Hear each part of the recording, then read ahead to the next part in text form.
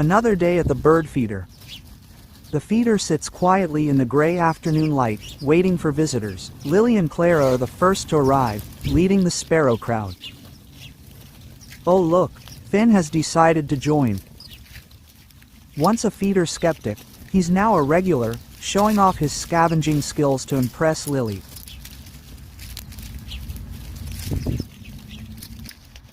Out of nowhere, Clara is terrified and flies away. Like a flash of fire against the gray, Jasper appears. But Jasper is in no mood to linger and disappears as quickly as he came.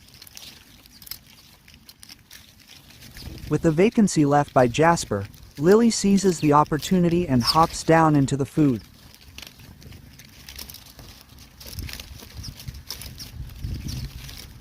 Her belly will be full tonight.